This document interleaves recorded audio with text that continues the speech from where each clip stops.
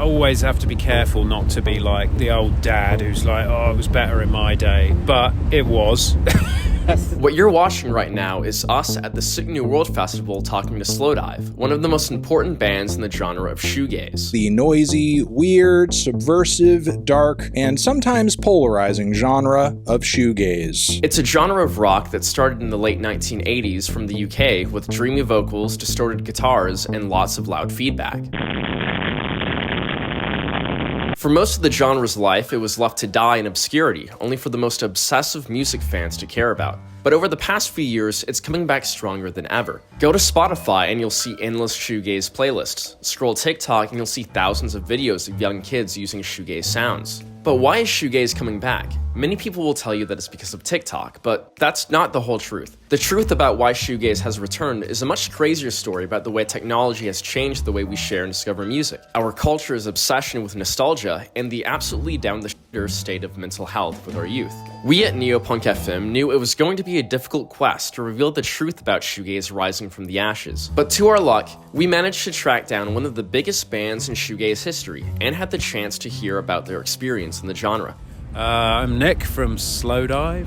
And I'm Rachel. Well, our local scene was pretty healthy, wasn't it? And I mean, we're from Reading, which is like just out to the west of London. It's not like a big city or anything. There were a ton of good bands around the time that we were coming through in Reading as well. And there was like this healthy competition, and we were all kind of mates. So I'm not saying it was easy, but there was a platform there, whereas now none of those venues exist. I don't know how people do it now. It's certainly not in the same way that we did. It was kind of easy for us. We didn't have the internet, did we? So we all just used to go out and find your people and find the music that you loved. And you know, it was fun. It was a real traditional sort of grassroots type of thing, and you could play in these venues and you could open for bigger bands and you could get known. Now in Reading, I assume most provincial towns in England are the same. It's much harder because the venues have all closed. They've all been sold to build apartments, and it's not on the gig circuit anymore. You know, you might get a band coming through Reading occasionally, whereas when we were growing up, it was like every weekend there was somebody decent playing in the town. Would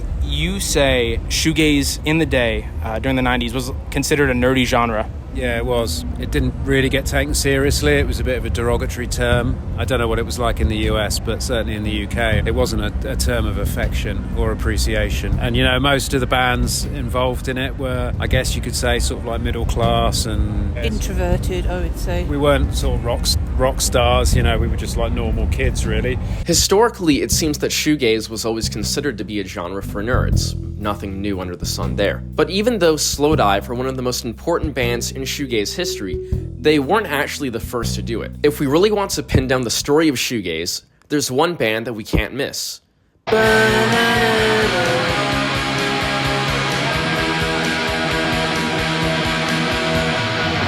Despite having released only 2 albums over the course of them being together in the late 80s and 90s, MBV are hailed as one of, if not the, most essential band in shoegaze as we know it. The second of their 2 albums, called Loveless, would be the album to truly define and inspire the genre of shoegaze. And this album is probably the most seminal shoegaze album ever. I am a glazer, bro. I am a cornball for you. But if you're the biggest fish in one small genre for music nerds, how much does any of that really mean? Despite the acclaim that they received for Loveless, MBV wouldn't go on to release any other music for the rest of the 90s, and was eventually dropped from their label for shitting their pants, due to conflict with management. In more recent interviews with the co-founder of the label Creation Records, who signed MBV, named Alan McGee, he stated that, "My Bloody Valentine was my comedy band. A joke. My way of seeing how far I could push hype." 2 years later, Slowdive, who were signed to the same label as MBV, would release what ended up being their most well-known album. Hey, what's the real way to pronounce Slovakia? Souvlaki. However, the album was received terribly, leading Slowdive to be dropped from their label only 1 album later on Valentine's Day. To quote Dave Simpson from Melody Maker, a big music news magazine at the time of Souvlaki's release, "At its worst, this record is a soulless void, devoid of pain, anger, feeling or concern. I would rather drown choking in a bar full of porridge than listen to it ever again. Fucking hell." Why was shoegaze getting all of this hate in the 90s? At the time, the shoegaze scene had been given the title of the scene that celebrates itself, which, from a positive light, came about because of the scene's lack of infighting and networking of support between band members and producers, as opposed to today's music scene, where you might get called an abuser for breaking up with your girlfriend over text by a non-binary person named Sock. The name proved to ultimately be harmful, and gave the scene an image of being filled with well-off and privileged kids who the larger working-class British public could not relate to. A band that the blue-collar Brits could relate to, however, happened to be coming with music just around the corner. Oasis.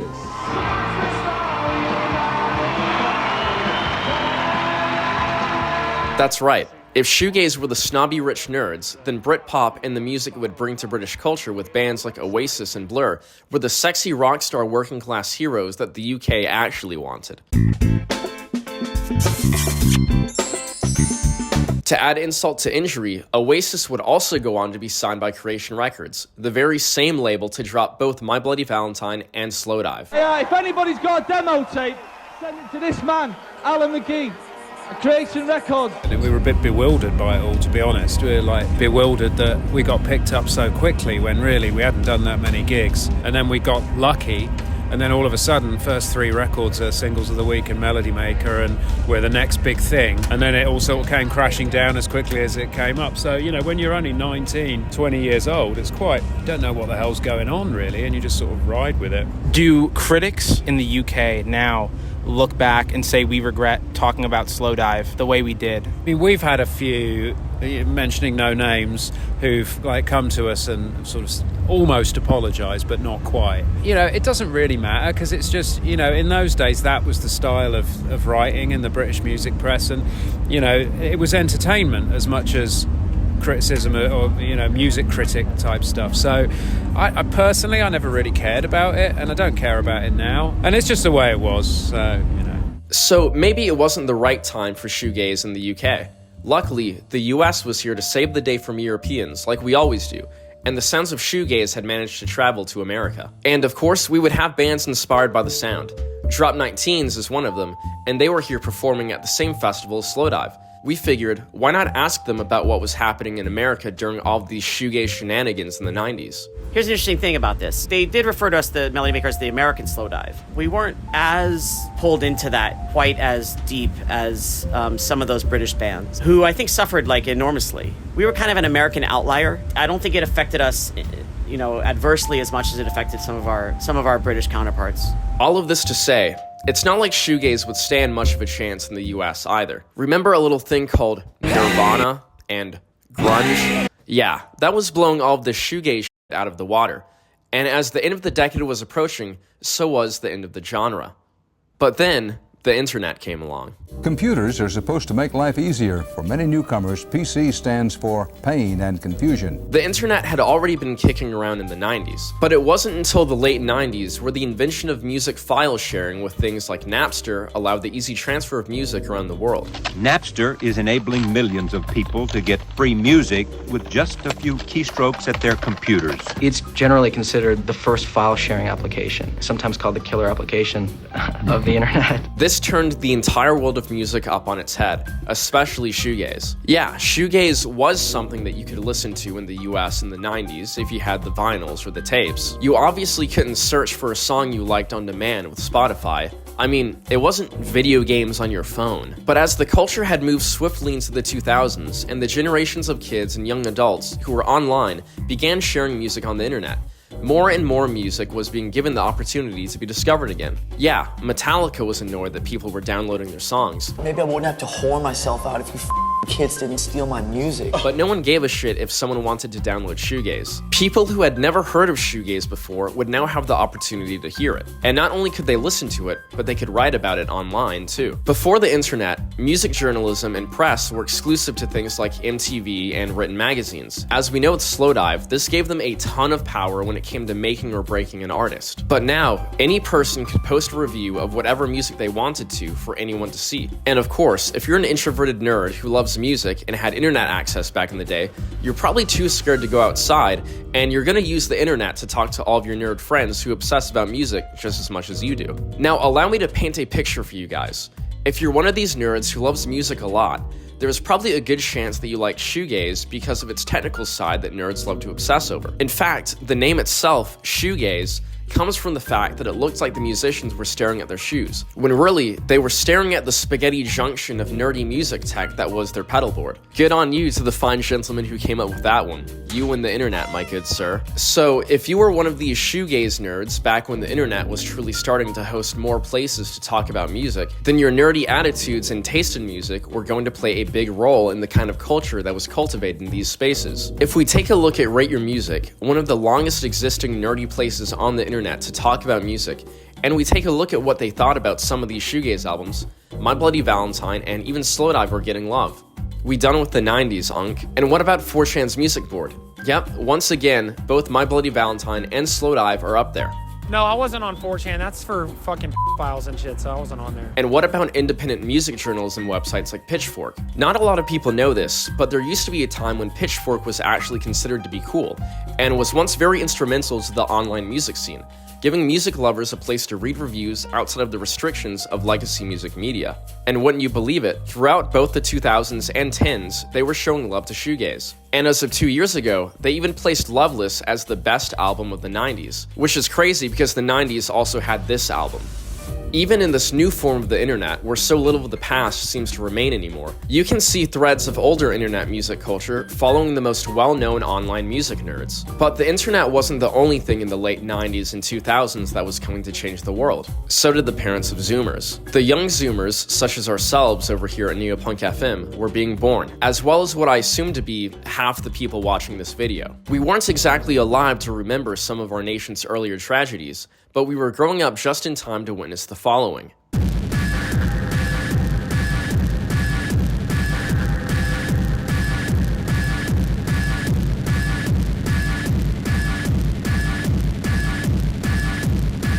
Yeah, that was pretty crazy, huh? Kind of like a sick new world, even. At least there's not going to be anything crazy happening the decade after. Coronavirus. Right as we began to really become adults, we got hit to pieces with online classes and quarantine. And for those of us who lived through it, I'm sure we all remember exactly how much time we had to mess around. Watch movies, scroll TikTok, and of course, be depressed and listen to music. And with this, we have the crucial key for understanding the truth about shoegaze. Yes, of course it makes sense that over time, Zoomers were exposed to this music through a friend or by browsing the internet. But the other part of their exposure is very much what we get recommended on our streaming services. All of these forms of exposure, mixed with the already depressive state of kids, made even worse by the pandemic, led to a perfect shoegaze storm. Now, at this point, we at Neopunk FM knew we were so close to cracking the code on why shoegaze was coming back, but we needed to take just one step further to find what we were looking for. Why?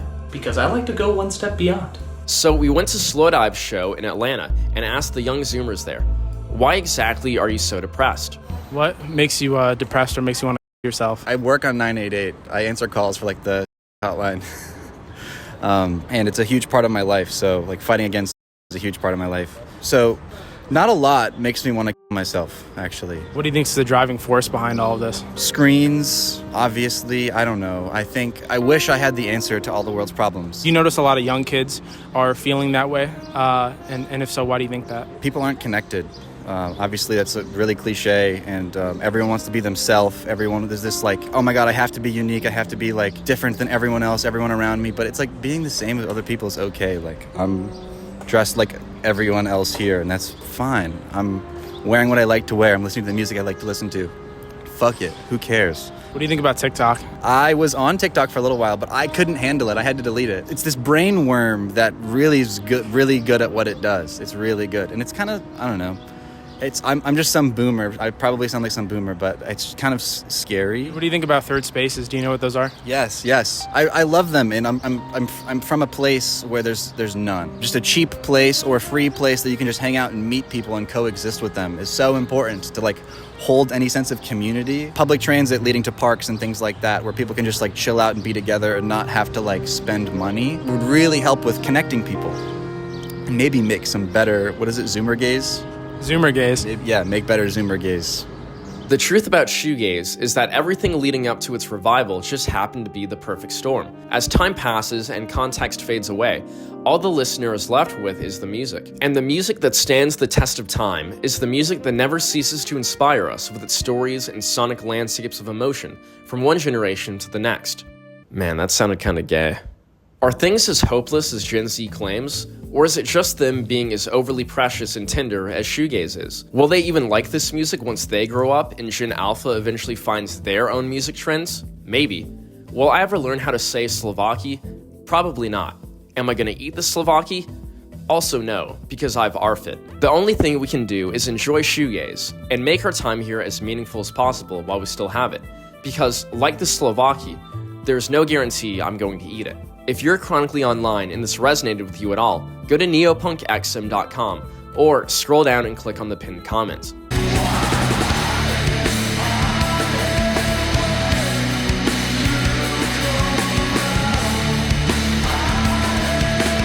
Neopunk FM. Keep connecting people through music and through the internet. It's really cool.